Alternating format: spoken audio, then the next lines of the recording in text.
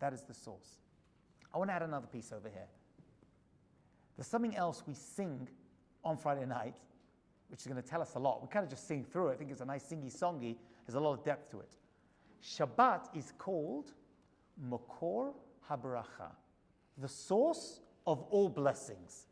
That is what it's referred to by the rabbis, Makor HaBeracha.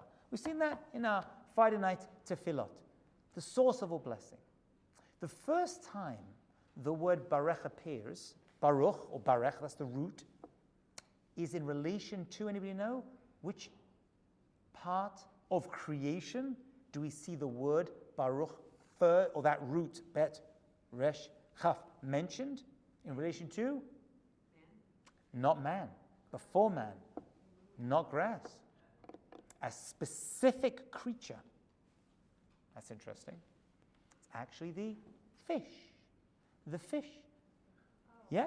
Hashem, God, bless the fish. Why? So Rashi tells us, because they're going to be attacked, and there's a lot of oceans, like 70% of the earth is covered in water. We're going to have to fill them all up with a lot of fish, and therefore he gave an extra blessing to the fish that they should multiply. That is one of the reasons people eat fish on Shabbat. There's other reasons too. It's also because Dag is Dalet Gimel, which adds up to 7, but that's the root, that's one of the hints to this idea. But that's one of the reasons. So fish were blessed.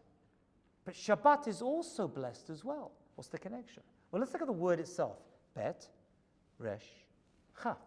Bet is 2, Resh is 200, Chaf is 20. They're all multiples. So Baruch actually doesn't mean blessed. It means is the source of blessing. When you go to a great rabbi or a tzaddik or a tzaddiket for a bracha, what are you asking for? Lots. Lots of what? Whatever you're asking for. If you're asking for health, lots of good health. Right? If you're asking for a shidduch, not lots of shidduchim, but one person's going to fill a lot of what you want. If you're blessing for parnasah, for wealth, you want a lot. You don't go for a bracha, here, take $20. That's not a bracha. So Baruch, the root Baruch means to multiply. Rashi says it's Lashon Riboy, lots of. We need lots of fish. Shabbat is Makor HaBracha. Shabbat is the source of all blessings. As I tell people go to the rabbis, give you a bracha for this, a bracha for that. That's all good. But actually, you can go directly to the Makor, the source of all blessings. What's that? Hashem. How? You go to Shabbat. Shabbat has encoded in it the source of all blessings for the rest of the week. And then it restarts the next Shabbat. Actually, how do you keep Shabbat every single day? Is it possible to keep Shabbat every single day? It's a question in the Gemara. What do? You prepare for Shabbat. And Rabbi Gamliel used to walk around. Hillel used to walk around, see a nice piece of meat on Sunday. Oh, this is in honor of Shabbat. And then Monday he'd find a better piece. He's like, the one I had yesterday I'll eat now. And this one I'll have for Shabbat. That is how you keep Shabbat every single day. There's a system to actually create Shabbat in your life every single day and looking forward to it. That's why the days of the week are numbers. You're building up to Shabbat. Actually, the word for weekday is chol. Chol, right? Chol, it means the days of the week. The word chol actually means sand. Why are the weekdays called sand? Chol, right? Yemei chol are the days of the week. Because sand, individually, they have nothing. When they're packed together, you can use it to walk on or build. But Shabbat is its own thing. Shabbat is its own reality. It doesn't need a partner. It is, actually, we are the partner with Hashem on Shabbat. That's all it needs.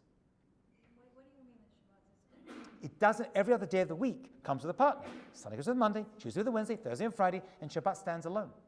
And it doesn't need anything else. Those days need to be together like sand to have any, otherwise one grain of sand is useless.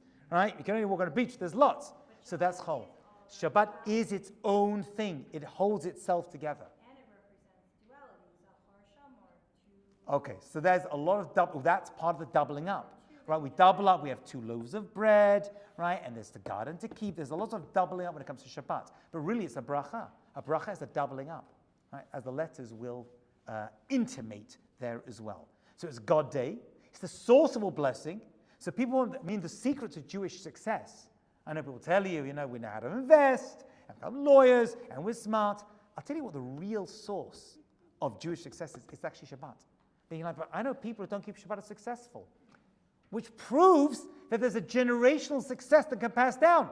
Because if anyone identifies as being Jewish today, just identifies, I can guarantee to have at least one great-grandparent, at least, if not a grandparent, who was observant. I was just sitting upstairs learning with someone, and he says, I don't keep Shabbat. You should know my grandfather, he was so religious. Every Shabbat, he go to say every single day. No matter how secular the Jew, if they identify as Jewish today, I guarantee they've had at least one great-grandparent who kept Shabbat. So it has this power. People are like, so how could Shabbat give you success if I don't keep Shabbat and I'm successful? You could be living off, what's it called? Credit or subsiduals. What's that word I'm looking for? Residuals from previous generations. And that can be used up. You've got to be careful. So you've got to create your own berachot. You've got to